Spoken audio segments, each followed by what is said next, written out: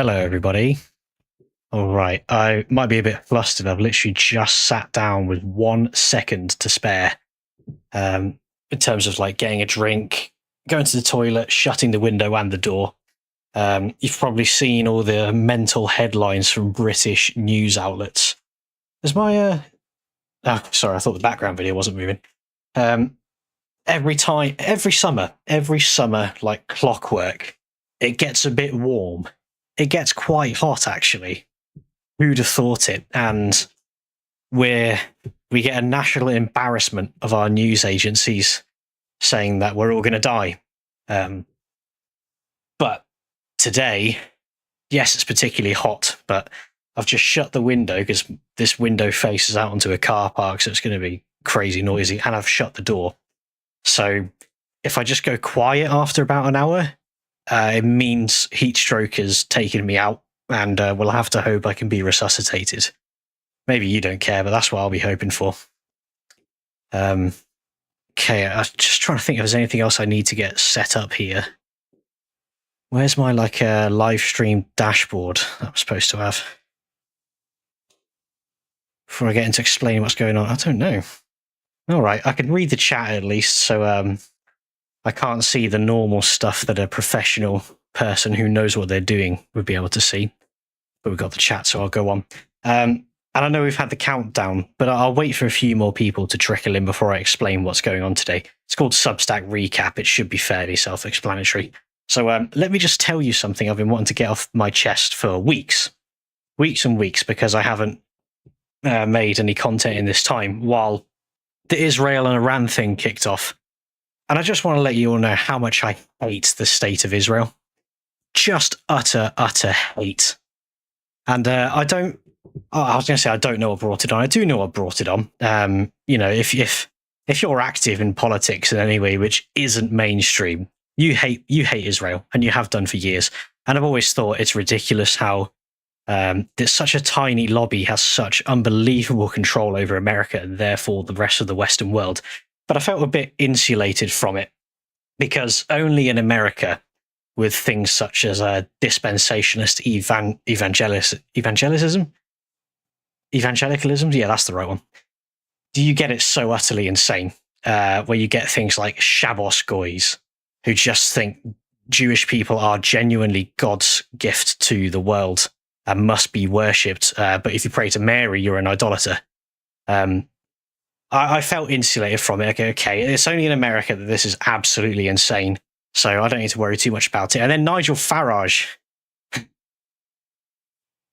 Things we can say about that man. I think he's been so attached to MAGA for quite a long time, for better and for worse. He doesn't seem to actually get anything beneficial out of it other than he gets to say Trump is my friend, but then all he does is pander to the British media, and the British media says if you like Trump, you're a Nazi. So I don't know what he's crossing his own wires there.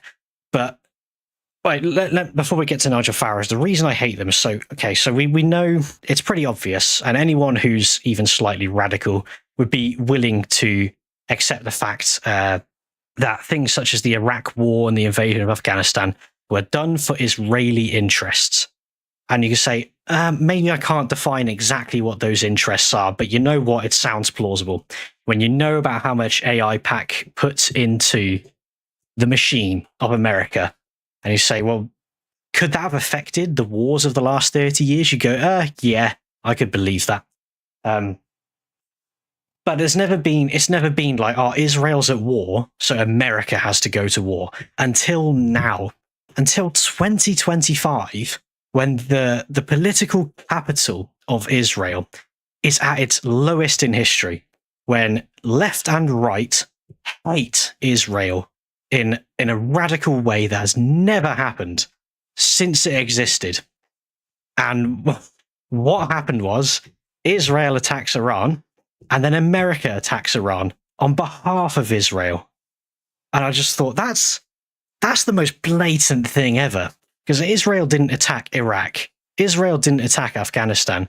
Even if now I didn't see the reasons how at the time, but now I can go, that was obviously for Israeli foreign policy interests. And just to see, Israel starts a war with Iran, and a few days later, there's B-2 Spirit bunker busters, B-2 Spirit stealth bombers, like classified, the most advanced piece of military technology in the world is over Iran dropping bombs on Israel's enemies. And why did it why do those, I suppose they won't actually say on the side USAF, as in United States Air Force. Why do they bother designating them as United States Air Force aircraft if they just go and bomb countries that Israel is at war with? I'm like, this is where we are now. It's not like it's no longer, if you think, these wars are Israeli foreign policy interests, then you're a kook. It's like, oh, they're just saying it. They're not even, they're still doing the WMDs thing that no one believes anymore because the boy cried wolf too many times. But now it's just, now that Israel actively involved in the conflict, and then America comes charging in, don't worry, I'll save the day. You just go, well, what is the distinction between the US military and the IDF then? What's the difference? How is that not Israeli Air Force dropping bombs on Israel's enemies? If when Israel says jump, America says, well, I'll tell you how high. Israel says jump, and America says, fine, I'll jump, but only half as high as you tell me to. So yeah, and then you think America's in charge? What? Absolutely insane. And I'm laughing now because it is unbelievably comical. But this time last week, I was furious, absolutely freaking livid. Actually, I don't even know. Had they bombed it last week? I know they did it on a Saturday. Maybe it was a couple of weeks ago. And yeah, they did it on a Saturday, so the financial markets couldn't react to it. It just gets better. It's just funnier the more I talk about it. And I'm really glad I'm finding it so funny on stream, because I always, even in my most angry, despairing state, want to turn it round into a white pill. So I think there was more things I was going to say about it, but time's already ticking on. So the white pill is, if this is the most likely that radical regime change in Israel has ever come into existence. Is it going to happen? Well, probably still not, because they've got that absolute chokehold on politics and culture at the seat of the global empire. So they can still do what they want. But the fact that they were just so brazen to say America is going to do our bidding, and Donald Trump went, sir, yes, sir. Yes, sir, 3 bags full. How many bombs do you want? You want 1 million? I'll give you 8. And then, if America's in charge, it says no. Does that make sense? Yeah. I don't know. I haven't heard anyone, I've heard lots of people saying this is ridiculous. We can't be going to war and blah, blah, blah. How is no one, maybe other commentators have said it, I've not heard it, but I've just not heard anyone say, wow, it's crazy that it's just mask off now.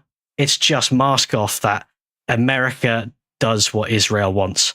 And there's not even this cloak and dagger, like I was saying with Iraq. It's not even that if you say Iraq was a threat to Israel and that's why America invaded, they're like, don't be ridiculous. Israel wasn't even at war with Iraq.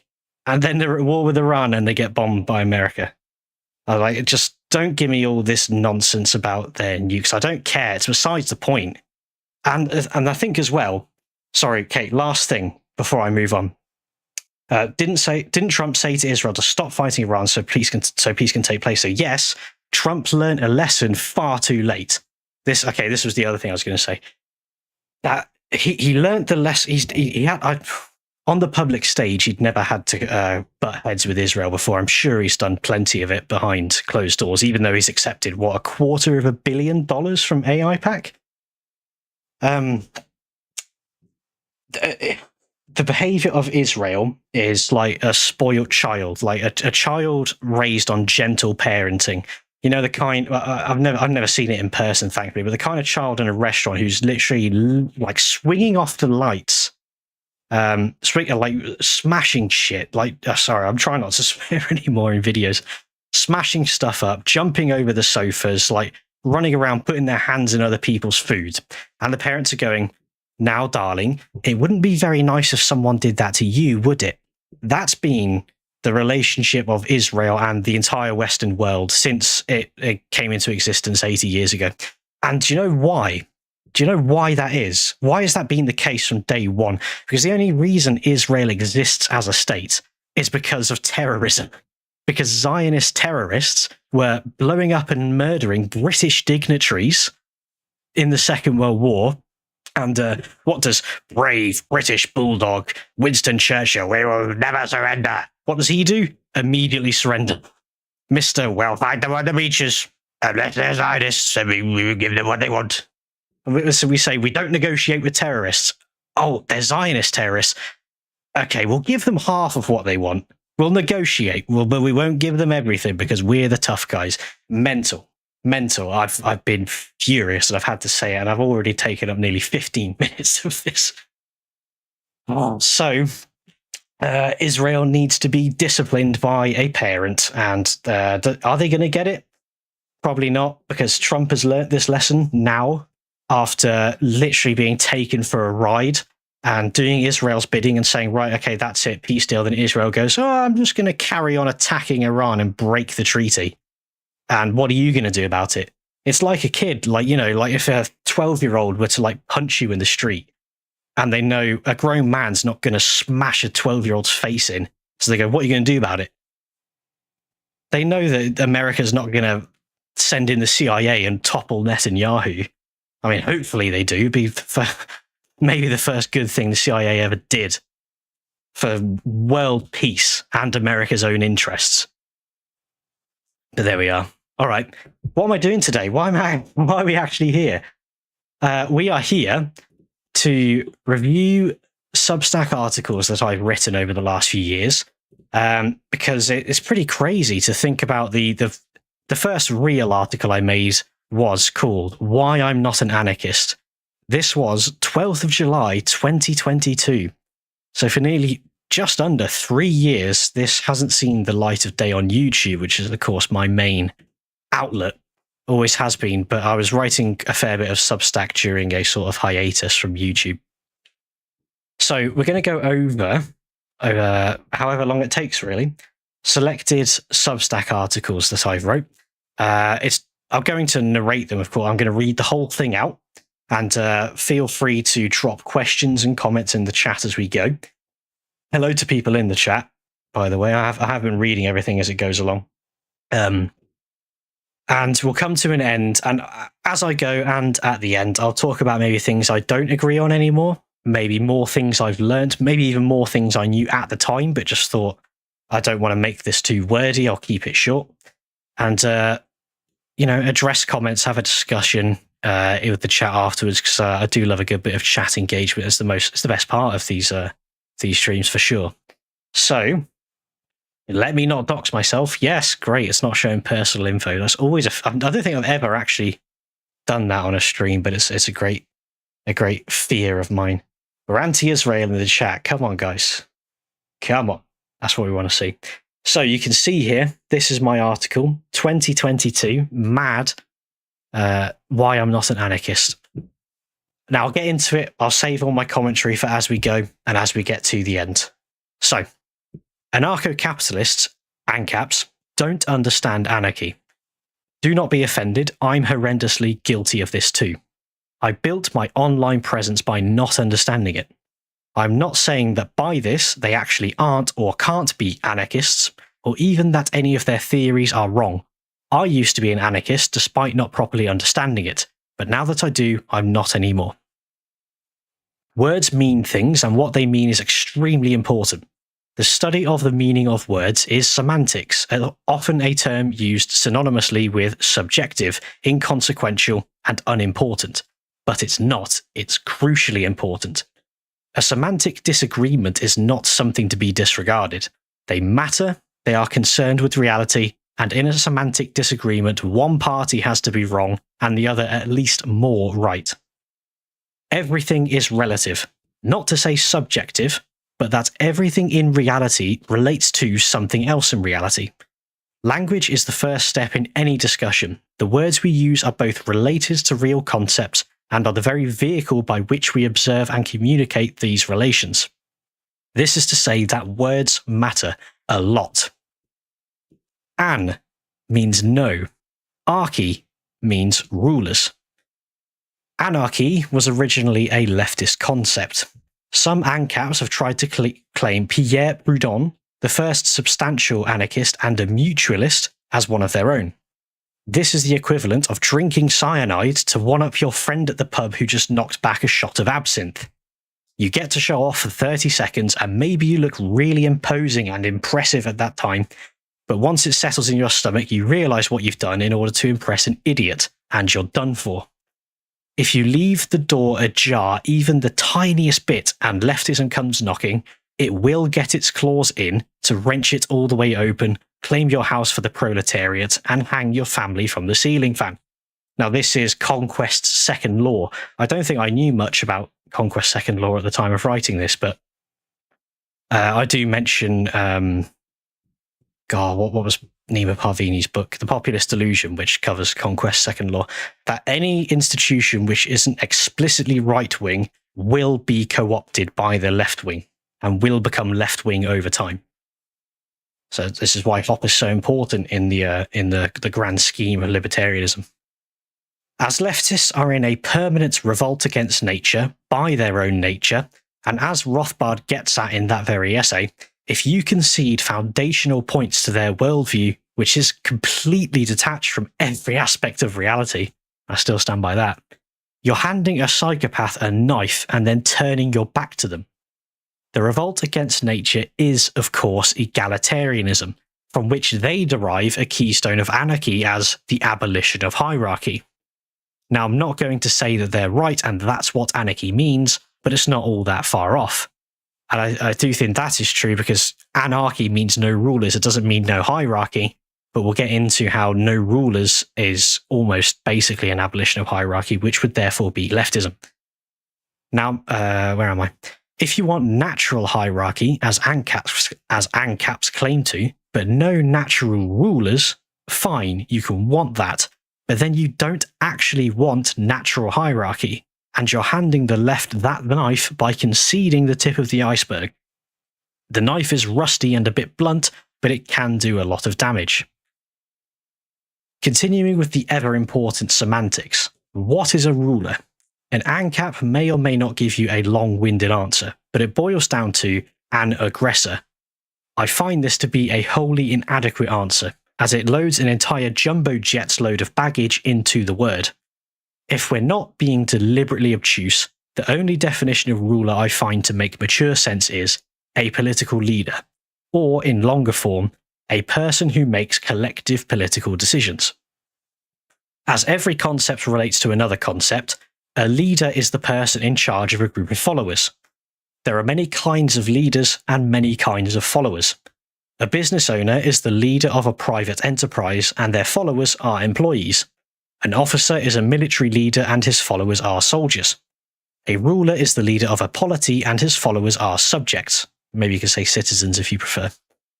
Their relationship is exactly the same, but due to what their relationship is itself in relation to, they have different names to go with their differing operations and responsibilities. I could have said they're just differing contexts. A business owner is not an aggressor in relation to his employees, as they consent to follow his leadership for a wage. An officer is not an aggressor in relation to his soldiers, as they consent to follow him, accepting conscripts, even if he may be an aggressor towards his opponents. And if voluntary political leadership is possible, which it is, a ruler is not by necessity an aggressor upon his subjects. ANCAPs will say that a political leader is not the definition of a ruler, to which I can see no valid argument. This is categorically leftist behaviour where you redefine words at will to suit your liking, the liking here being the desire to use the term anarchist. Why you'd want so desperately to use this term that you'd petulantly misuse language, I can no longer fathom. I think that I'm too aggressive there, I think. I should state more in this that I mean no ill will to anyone who calls themselves an ANCAP, and I want to say anyone who calls himself an ANCAP would still call me an ANCAP by my desired outcomes. So that's just too harsh. I should word that in a better way. This mentioned voluntary leadership is indeed possible, and as far as I can tell, it's indistinguishable from an ANCAP concept that espoused by Hans Hermann Hoppe, covenant communities. If you know all about that, then skip this paragraph, but for readers or listeners who don't, a covenant community is similar to a homeowners association. A community would set up shop somewhere on land that they rightly own and sell parts of this land to outsiders, to build on or with a building already present, provided that at the point of sale, these newcomers agree as part of their contract that they will obey the rules set by the community, the laws of the covenant, under pain of exile if they later disobey, what Hoppe calls physical removal. This is completely in accordance with libertarian legal theory, as people being private owners of their person as well as their justly derived property can establish contracts for transfer of title of goods with conditional clauses. If these clauses are broken, then the contract becomes void, and the property must be returned to the original seller or their descendant, I should say next of kin. This is how you can have rules without rulers, and anarcho-capitalism is not a contradiction. Excuse me. Anarcho-capitalists are not wrong, as in, the name is not a contradiction in terms, which is what leftist anarchists like to say. But anarcho-capitalism is a disordered and disjointed desire, and I say that to mean anarchy, no rulers, and capitalism is a disjointed, disordered desire. Here's why. So why am I not an ANCAP if it's not a contradiction? Simply put, I desire to live and desire that everyone else voluntarily chooses to live in a covenant community with a ruler, that being one political leader. Egalitarianism is nonsense because humans are hierarchical creatures and our systems of organization need leaders.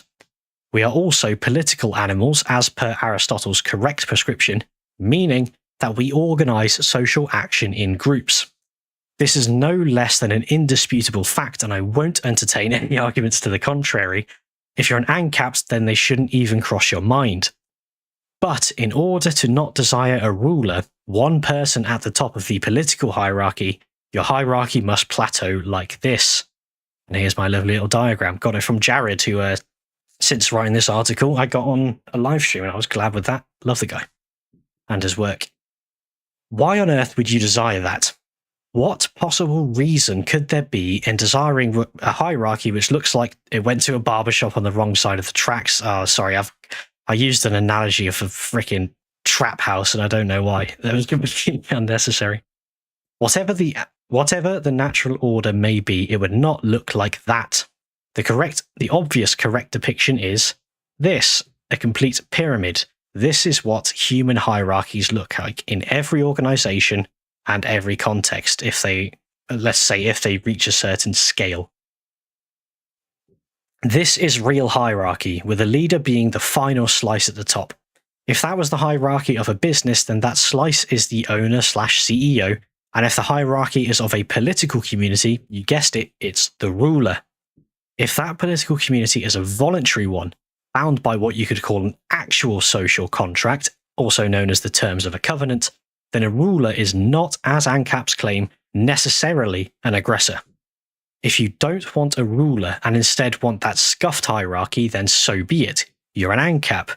But the reasons for why you'd not want to take the correct hierarchy are either quite insane, or you haven't as of yet deeply and seriously visualized how a healthy society following your principles would have to order itself. That is, the natural order. Again, anarcho-capitalists are not wrong, as in, the name is not a contradiction in terms, as leftist anarchists say, but they hold a disordered and disjointed desire, which is for this. If you haven't undertaken that deep, serious visualization of optimal social structure, which is absolutely critical, yet ANCAPs often neglect, I'll give you some homework. Read about Galt's Gulch and the Holy Roman Empire. Galt's Gulch is a fictional community in Ayn Rand's famous novel Atlas Shrugged, where all residents moved there driven by their shared values wanting to live together. The Gulch had a ruler, John Galt, so no ANCAP Rand fans reading this, it is not an anarchist covenant community, which is what Ayn Rand said herself. That's why she said she wasn't an anarchist. But it is a voluntary covenant community. The Holy Roman Empire, different from the older Roman Empire, lasted over 1,000 years and was essentially a confederation of states with ever-changing borders. It included what is now Germany, Austria, half of Czechia, Switzerland, eastern parts of Poland, even at times large parts of northern Italy, and still much more. Tiny kingdoms, principalities, duchies, and even republics, didn't realise I censored that, left and joined this confederation constantly. And I don't know if that's entirely true. I might have been exaggerating my point, saying they left and joined the HRE constantly. Despite having an arch-ruler, unsurprisingly called the Emperor, this office was extremely decentralised and very rarely got involved in provincial affairs, even when neighbouring nations under his jurisdiction went to war against each other. This is, without a doubt in my mind, the most brilliant example of the natural political order we have seen in the real world, even if it lacked the critical voluntary ingredient. That's how good the other ingredients were, that they make the rancid taste of state aggression, somewhat tolerable. I imagine you can already see the synthesis between these examples in my proposed natural order. Covenant communities with voluntary kings, princes, or dukes, choosing to be either independent or part of a larger confederation of similar communities. When you move into one of them, you sign on the dotted line saying you'll love it or leave it, and if you don't love it, you'll be surrounded by competing voluntary micro-monarchies to take your pick from. Once you're done with that homework, do yourself an enormous favour and read up on elite theory, starting with the populist delusion. This will prime you to deal with political realism and ingrain the necessity of rulership, along with how it works solidly in your mind. Lang lebe König Galt. That's the sort of thing here that Rothbard would often end his essays on. And these days I'd look back and go, sorry, Murray, it's a bit cringe. And so it's very cringe when I do it myself. So feel free to disregard. So, yeah, okay. I just had something I thought I can add to a lot of this, but I'm not sure I can. I just hope it makes sense. This is the sort of thing that when I go off on a bit of a tangent, I'm not sure if I'm just talking total gobbledygook, because my entire point is, yes, I'm a voluntarist, if you want to call it that. I'm a capitalist. I just do not think anarchy is a correct description of what I would say most ANCAPs, but including myself, when I would call myself an ANCAP, actually desire. I don't think you desire to not have a ruler for your polity. Your polity is a covenant community, and just, even if you join something like a chess club, there's a chairman, right? So anytime you join a community voluntarily and you agree to abide by their codes of conduct, there's normally someone at the top who's making collective decisions on behalf of the whole, and that the people under their jurisdiction are consenting to follow those decisions or to leave. And I just simply say that's not anarchy. That's a ruler. That person is the leader of that organization and the people underneath them. And the name for, the leader of a chess club is a chairman, and the name for the leader of a polity is a ruler. And I know, so I don't think it was long after I wrote this, I got into a big discussion it was Liquid Zulu's Discord. And actually it wasn't a big discussion, I was only there briefly. But I was glad that it was amicable, because again, I didn't write or think or say any of this to piss anyone off. That wasn't the objective. It wasn't to say you're all idiots, you've all been wrong this whole time, and this whole like cinematic Anglo-cinematic universe that I've developed is all a load of rubbish. No, not wrong at all.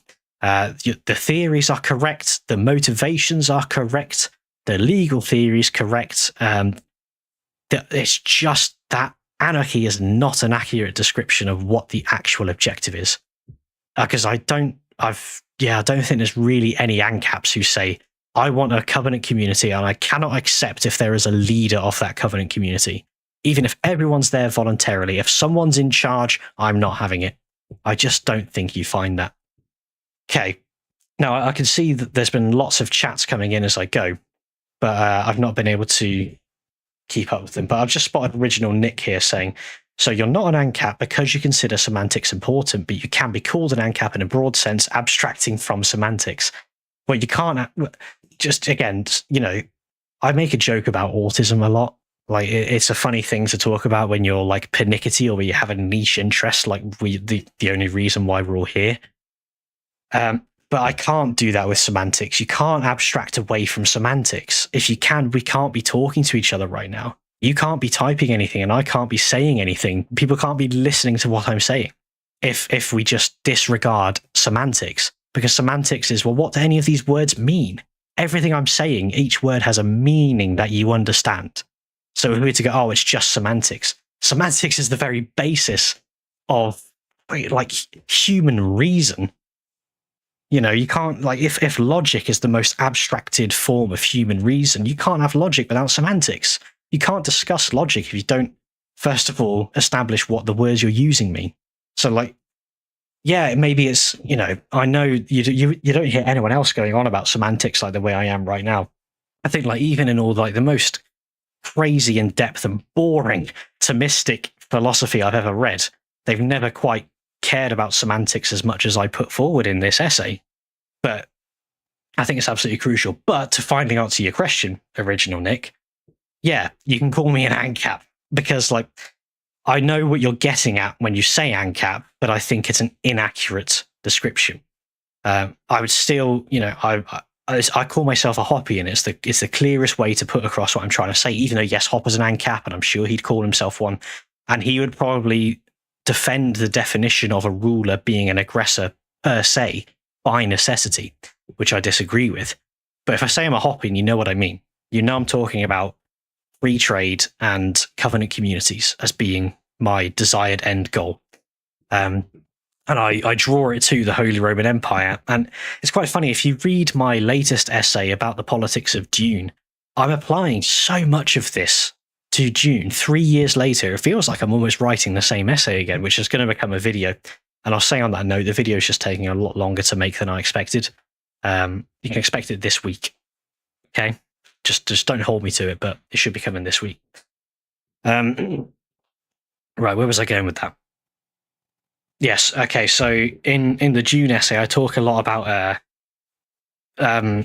aggregation of power, like a union, the Landrad being a union of the houses who are subject to the emperor, but once they're united, the houses could theoretically defeat the emperor in a military campaign.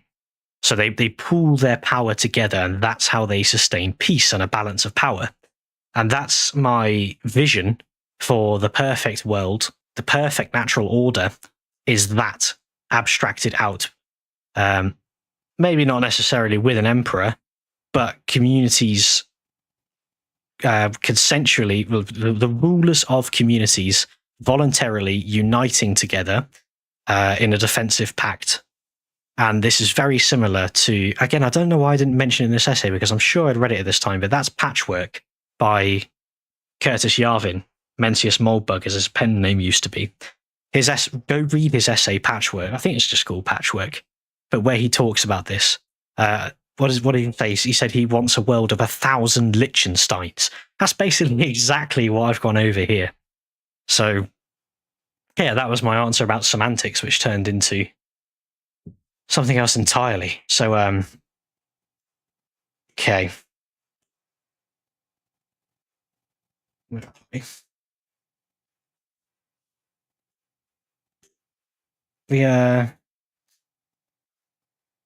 Let me see. I'm going to go back to the comments that came in while I was reading. Is that right? You say so. Rothbard prefers to use nonarchy instead of anarchy. I'd want to see his reasons why, because non is just the French/Latin version of an, which is a Greek word. So I think you're still going to be doing a bit of shenanigans, I think, to say nonarchy is something different to anarchy. You're just using different language families to describe the same thing. What about egoist anarchism? It doesn't create a blurry separation between property as theft / property as freedom as a paradox with some artificial social categories. Who's Max Stirner? He's the egoist, isn't he? I just read him and think it's a load of absolute nonsense. It's just a problem that I have with basically all of liberalism is that its core foundation is just made up out of thin air. It's a castle in the clouds. The base assumptions that go into it are just unproven and taken at face value because they sound nice, and then it's just you just run with it. And that's the impression I just get of egoism. Basically, it's a load of absolute nonsense abstracted out because its foundation just doesn't have a serious grounding in reality or anthropology or anything like that.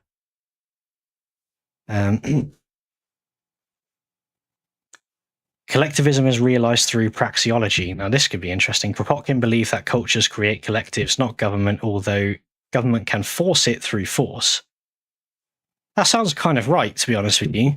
The problem is when you get into individualism and collectivism, it can mean so many things that people talk past each other so easily. What is it that von Mises called it? Something individualism. Is it applied individual? No, it's not. Methodological individualism, which is to say that through praxeology, we're not saying that, if someone were to hear individualism, they think something like atomization, like you believe that all humans are completely isolated. We're all just, cogs of a machine, but because we're all cogs, the machine doesn't really exist, which is already nonsense. But methodological individualism is a completely different thing. It's when you look at praxeology and say, well, people act according to their own interess. Is that true? Yes, it is. Does that contradict with saying collectives can exist? No, it doesn't. That they are not contradictory statements. So cultures create collectives, not government. Yes, I completely agree. There is a collective thing as the English, the Americans, the Germans, pick a country, and that collective, well, most countries, that collective culture, that collective group, it does exist. And it doesn't just exist because a government said so and a government threatened to kill people if they disagreed. That's not the reason why it exists. A government is something attached onto a culture. It's not the culture itself. So there you go. I would completely agree with Kropotkin if I'm on the same lines there. And then we've got some questions. So here we've got Perkio saying, would the property be owned by... Oh, let me put this background scene back on. Would the property be owned by the member of the community or leased?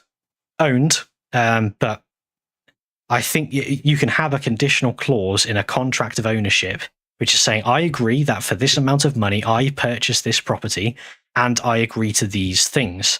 If you agree to, let's say, agree to buy a car, but you sign on the receipt, I'm not going to modify this car, because you don't need to give a justification why. It can be as simple as that. But perhaps the justification is the previous owner put so much sweat and blood into maintaining this car in a perfectly stock condition that he would not agree to sell it if the next seller were to do this. And so if you do not agree and put it in writing that through the terms of ownership, you will not modify this car, then if you modify it, you violate that contract you signed. I think that's right. And I would listen to arguments who say, no, once you've bought property and you are in possession and control of it, which is the sort of the definition of what property is yours, then you can do whatever you like with it. I, at present, do not agree. I don't think that's right, but if someone disagreed, I'd listen to them. All good political theorists are cringe autists. Not all cringe autists are good political theorists. You're absolutely right. And not even just good. Not all cringe autists are political theorists at all, because I think like with something like autism, where you are intelligent but don't have much social awareness, you can very easily be like spoon-fed the propaganda of the system and know that propaganda so well that you do not think outside of its terms. And you just think everything adds up within this system that I have studied to the end of it because it was what was presented to me. and I don't have the social cues to think, do I disagree with this? Do other people disagree with this? And could they have valid reasons for disagreeing with this? That sort of empathetic approach that might be lacking. Yeah, that's just to say that you can find, I think, the most staunch defenders of the status quo are generally autistic, but not good political theorists. A bit of a fun fact, Maury Rothbard's birthday is the same day as your birthday and the Feast of St. Chad, 2nd of March. That is incredible. Wow, I did not know Rothbard's birthday was the Feast of St. Chad. Cheada, that is. Outstanding. Didn't realise that. Johannes says, so private property rights would not be absolute anywhere because there's social contracts of the other side to own the property. Perhaps, maybe I might want to think of how that's not a true description of what I said, but maybe it is. Maybe it is a true description. I think that's why I say I would listen to arguments that say, that a property right could be so absolute that you could break the terms and conditions of purchasing it through a contract. And I'm saying I would listen to it, but that's me saying I don't agree with it and I would want to dispute it. But I wouldn't say if you put that argument forward and you're talking absolute rubbish, and there's no way you could ever possibly believe that, It's a friendly disagreement. The HRE was in fact the best system of government ever, because if the ruler of Saxon Meiningen effed you up, you could basically just move to Saxon Altenburg, which is why it was the freest society ever. And what's particularly special about that is you wouldn't get much of a change of culture of that, would you? I think if you want to imagine, like, what would the borders of a map look like if we really truly decentralize things down to like a HRE level? How would it progress? And there's so many historical examples. And with England, you can say, right, the first thing we do, dissolve the union. I'm absolutely not for the United Kingdom. And that surprises a lot of people, because since I wrote this article in 2022, I'd say I've sort of massively broadened the circles that I would swim in terms of political affiliation and allegiance, I suppose. And that obviously includes a lot of, very typical small c conservatives and traditionalists and patriots and all that. And I can very often say to them, I hate the United Kingdom. And for England's sake, not because when Scots and Welsh go on about it, they just sound pathetic, honestly, in my opinion. It's like, oh, big bad meanie, oh, they're so badly, blah, blah, blah, blah, blah. But just use all of the institutions that they couldn't have without England, such as the military and the NHS. And I don't like the military and I don't like the NHS, but it's just so pathetic the way they put it across. So, yeah, I'm not against the union for the sake of any other countries in the union. I don't really care about them in this context. It'd be better for England if it weren't for the United Kingdom. And I think it'd be better for Wales and Scotland, just not for the reasons that Welsh and Scottish nationalists, which is to say boomer shitlibs, would not for the reasons they would give you. Why did I say all that? Okay, so first step towards decentralizing my society. Okay, first you get rid of the United Kingdom. Fantastic. We go back to England, Scotland, Wales, Northern Ireland. Then you go back to the heptarchy, the good old Anglo-Saxon age, my favourite, with the 7 kingdoms. And then you go down from the 7 kingdoms to the counties. And then maybe you go from the count. Well, I was going to say the shires, but you can then go down further from that. And it was so decentralized in the HRE that in your example there, Saxon Meiningen and Saxon Altenburg, those are probably literally the next town over.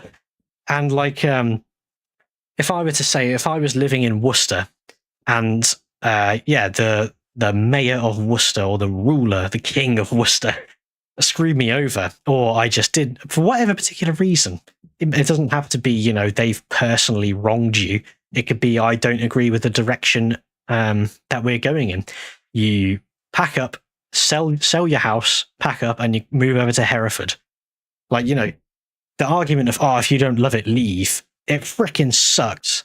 When I'm in the UK, like I am now, and if I don't like the way the UK is going, what can I do? Move to France? I'm not moving to France. Are you crazy? Move to Ireland? No, I'm not doing that. I'm English. I'm going to live in England. But if it was a case of, oh, I hate Worcester. I hate what's happening in Worcester. I'm going to Hereford. Yeah, I'd be sad about leaving Worcester because, more than your sort of abstract, no, they're not really abstract, more than, society is concentric circles going out from the family unit. So the closer you are to your family, the more affiliation you should have. And if your family home was Worcester and you had to move to Hereford, that's a problem. It's not good. It's not a good situation to be in, but it's feasible. It's workable to move to the next town over. It's still a tragedy to have to do that. That's something I want to reinforce, that the massive globalism of the world could make you think otherwise. But, I just think I've got friends where I am now who I know they're not going to be here in a few years. And that's either because they're moving back to where their family's from or they're going somewhere else to start a family. And I think this is a horrible situation that we're forced to be in because the country's just so mismanaged and so poorly run that people are moving just wherever they can afford to have a family because it's so unbearably expensive and impossible in most places. It freaking sucks that I'm looking at my friends and we're having a great time. And I'm just thinking to myself, we're in a few years, we've got such an amazing deep friendship. And in a few years, I'm hardly going to see you. Seriously, moving just a few counties away is awful. It's such a tragedy that we are just told to think that's normal, that to move to the other side of a country or another country to study and work is good. Yes, good. Go do that. No, that's awful. I'm not saying that it's bad for you to do that. Maybe you are making the best of a bad situation, but it's a bad situation. So, yeah, the HRE was great because, yes, you could move to the next town over and you're in a different polity. But I hate that that's just viewed as inconsequential. That is consequential. If you have to pack up and leave your family, leave your friends, leave the soil that you've poured blood, sweat, and tears into. We should really care so much about where we live more than we do. You need to know who your neighbors are and you need to do something for them. You need to build ties and roots where you are and stay there, even if it's hard. And I don't just mean hard in a social way, maybe you have to go touch grass and speak to people. But if you don't love where you live, no one will. So, hey, maybe that's a bit like Jordan Peterson to verge off into, but that's where we are. Midas, what are your thoughts on post-libertarian neo-reactionary folks, since you consider yourself principally a libertarian voluntarist? Well, I am a neo-reactionary as well. And this was such a niche thing, this a post-libertarian thing that happened a few years ago. I think that people like myself who were getting stuck in with the arguments thought it was way more important than it was. But it was a handful of people, if we look back at it, really. And at the time, I was one of the people saying, no, you can't. How dare you leave the tribe? How dare you insult my tribe? Essentially, I took it personally. I didn't listen to their arguments and I was being boneheaded and stupid.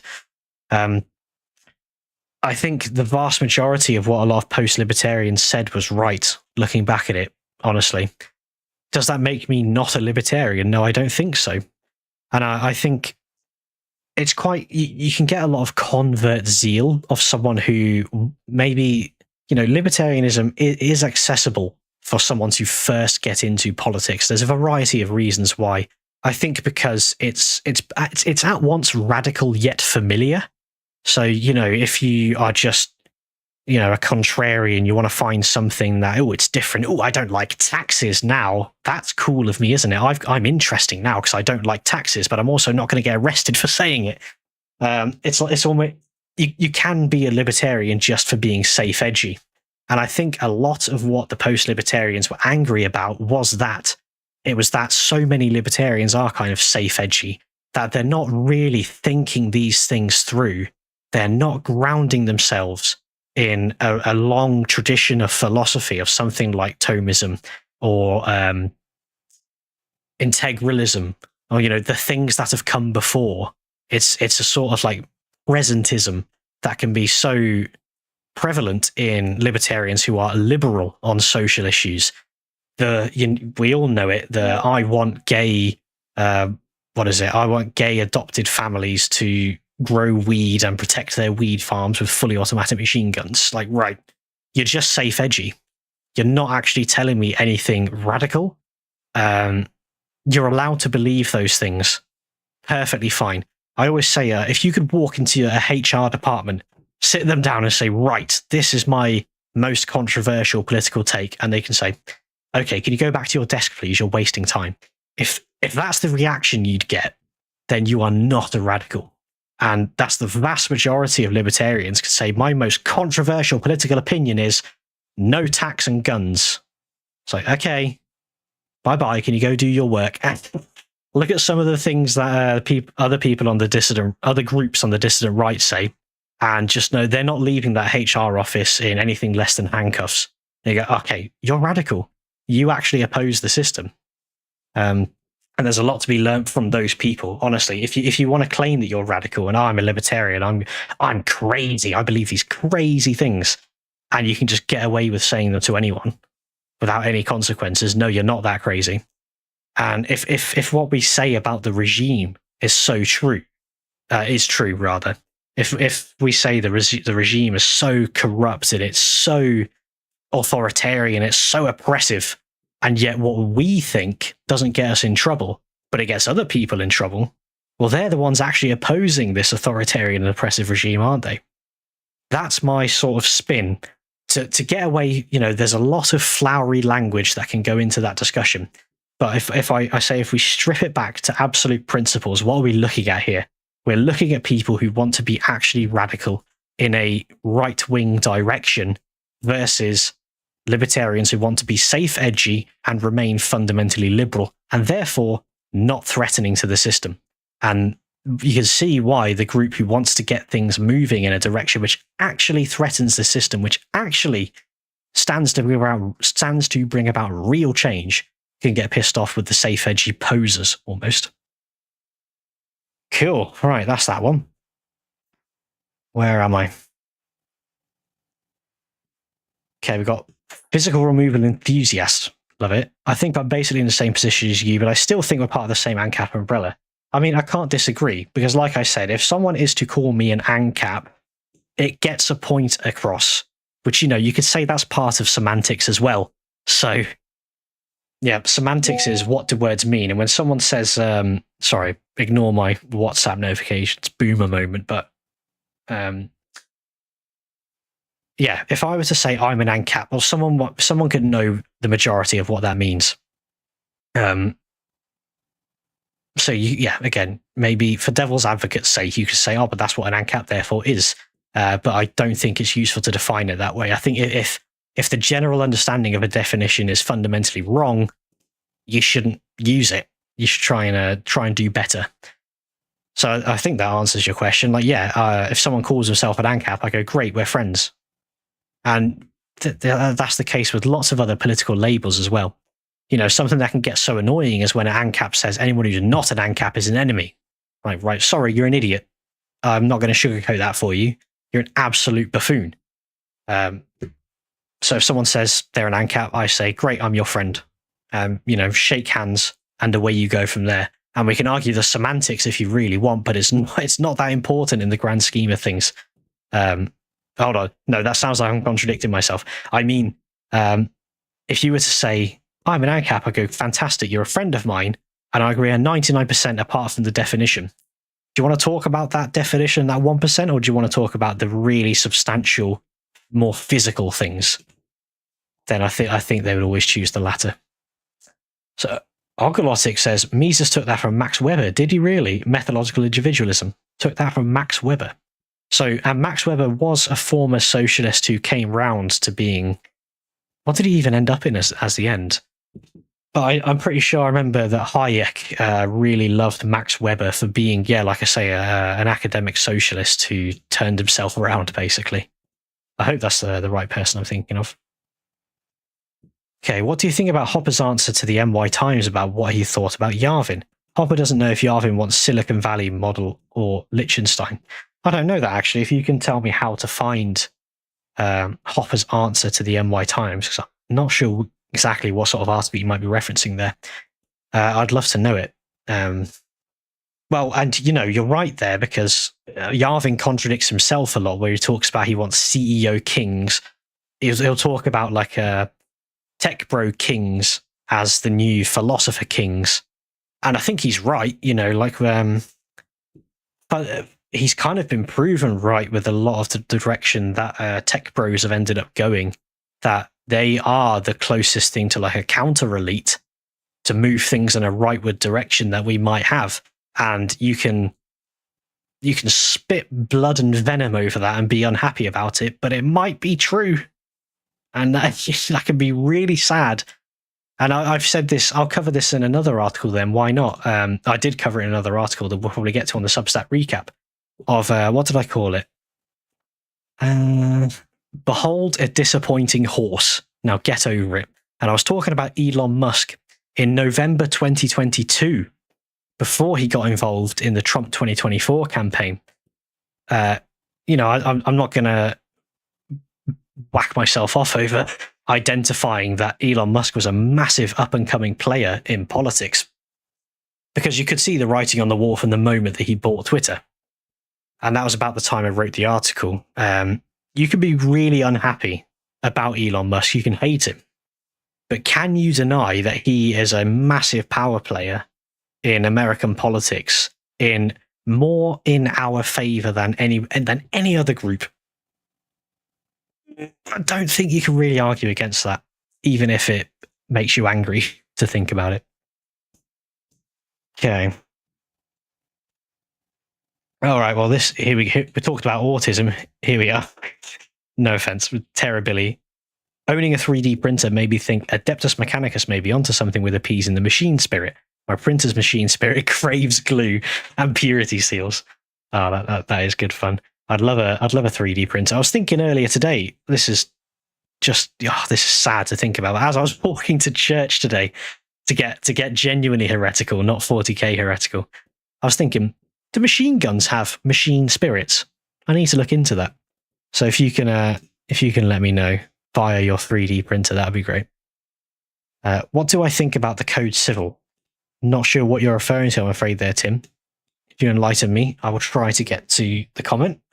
We're coming up on about an hour, though, so I think I'll just wrap up everything I can see on the screen as it currently is, guys.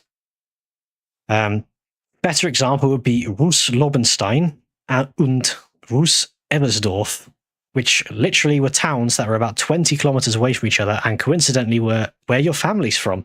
That's very cool. Well, there you go, Can you imagine that those towns would be very culturally different? They certainly wouldn't be ethnically different, would they? So then do you want to discuss where culture comes from? Oh, you mean the Napoleonic Code? This is another thing that I think people can get absolutely obsessive in their opinions on. I don't think it's worth that, but I really don't like it. It's just, it's central planning ultimately, isn't it? And I don't think there's really arguments for it. The first private law code. Oh, maybe I'm thinking of something different then. Maybe this is something Bastiat talked about that it's been way too long since I've read him that I can't remember. I thought you were talking about like the standardization of the metric system and that sort of thing. Could be wrong. Good night, Terror-Billy. I'm going to read off a few more comments and then I will say good night. But take it easy, my man. Good to see you here again. Luca Bowl. I noticed your video on abortion is no longer uploaded. Why did you delete it? Do you no longer find arguments presented by Liquid Zulu persuasive? So I would have unlisted it. I wouldn't have deleted it. I forgot I did that. Yeah, you're probably right. I probably did unlist it, but I don't remember doing that. I think, no, I think not that I would say I don't find it convincing, but I think, I don't think I was Catholic when we made that video. And so I was just simply open to a conversation that I would no longer be open to. And that's not me saying that no one should ever debate or discuss the issue. I'm saying I won't. I never do debates. Look back at everything I've ever done. I never debate. I'll make videos explaining my point, and people can argue that point if they like. But I'm the one making the point, or I'll do things like podcast appearances and live streams of my own where we have discussions. I'll never debate. So with that video, well, honestly, the vast majority of evictionism is still correct because they say killing a baby is murder. You go, right, okay, we've got the absolute crux of the argument down. I think I'm just not quite comfortable discussing that in the way that I was back then. So I think I've just unlisted the video. If you were to contact me via email or something, I'll give you the link if you want to hear it again. Because, if you've got the link, you can access it. I think I just didn't want it publicly visible on the page. That back in 2021, so a long time ago, September 2021, it could give across an impression of me thinking something that I now really, really sit firmly in a different direction to when I was more open back then. That's all. Midas, I think the Singaporean state and Lee Kuan Yew offers a fairly interesting state model that could be followed for hypothetical small covenant communities. Yes, like call it micro dictatorship if you want. It's absolutely spot on. And first of all, Lee Kuan Yew's deeds and his system were absolutely unique to Singapore and its needs. It's a very, very unique place in terms of ethnic and cultural makeup and history. And I think his massively heavy-handed approach was necessary for those people. Not necessary for all people, but it is necessary for an incredibly low-trust society, which is a powder keg, ready to rip each other's throats out at any moment. And that's our societies these days, because they are being put through the same troubles that Singapore had, which Lee Kuan Yew had to manage. Lee Kuan Yew never fixed those problems in Singapore. He managed them and suppressed them. But ultimately, there's still a lot of what could have made Singapore explode decades ago could still be the case today if things weren't managed well enough. And that's the great tragedy of our current situation. Maybe it just gets managed, for the whole of our lifetimes. Maybe we never actually see our societies get fixed because we're led by managers. We're led by the managerial class.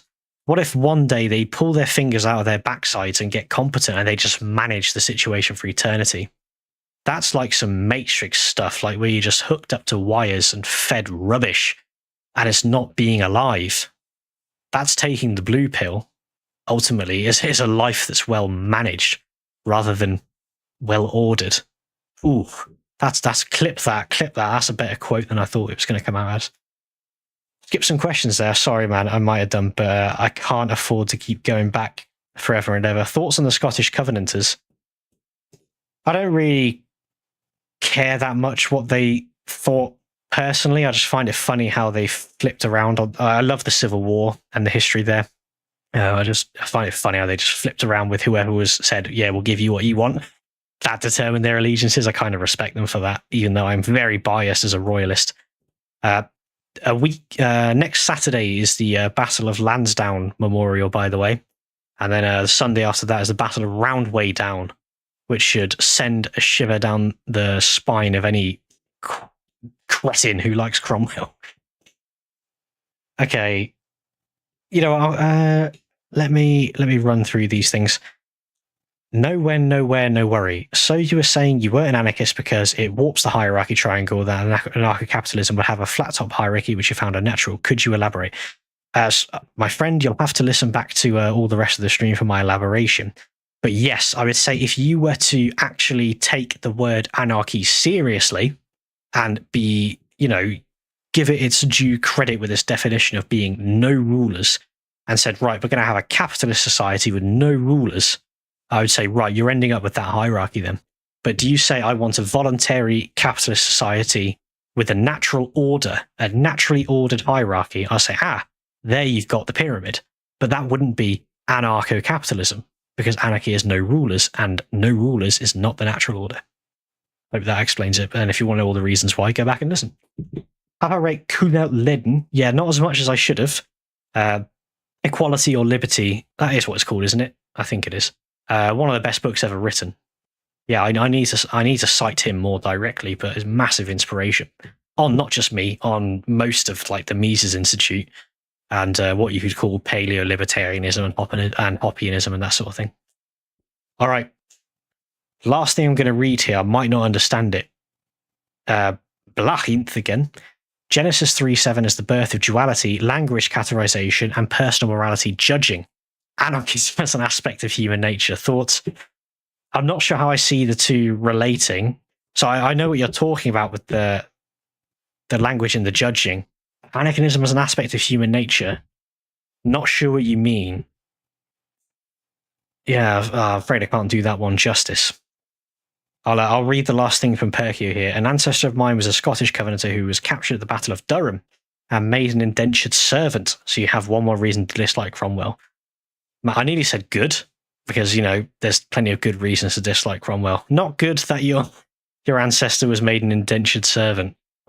But, you know, I don't, as far as I know, I don't really have like a personal vendetta reason to be against Cromwell or the Roundheads. It's entirely out of principle. I do have a very slim Irish family connection, but no living relatives. In fact, no, it was like my great granddad or something was Irish, and I met him once when I was too young to remember. So I'm not like, Jesus, that fucking Cromwell, he killed us all, like a lot of, you know, LARPers can do. No, I hate the regicide. What do you know?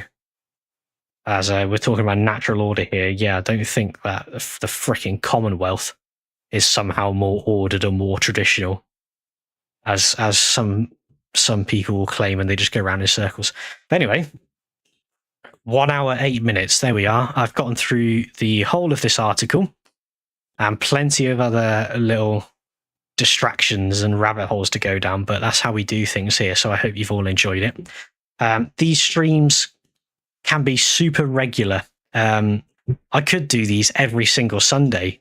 It's not a bad idea if I kept them all to an hour or under, I think, because I've got lots of articles that I didn't make a video on that I can elaborate on. And, you know, if halfway through it just turns into like a little Q&A session.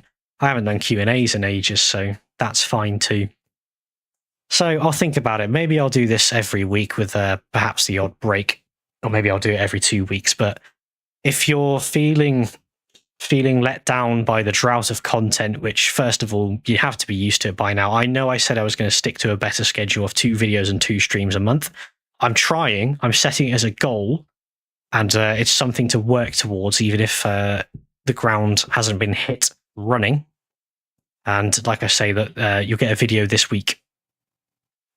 So that's not a hand on heart promise, but I'd be very surprised if it wasn't out this week. Maybe that's the best way to phrase it. So there we all are. Thank you all again for tuning in, everyone. It's been very good chatting with you all. I'm glad it's been civil. From the moment I wrote that article, all I wanted was to say, I'm not an enemy. Here is why I'm taking semantics seriously. Maybe go on and say, oh, it's only semantics, it doesn't matter. And I'll argue with you again, because it does matter. So thank you all. Take it easy.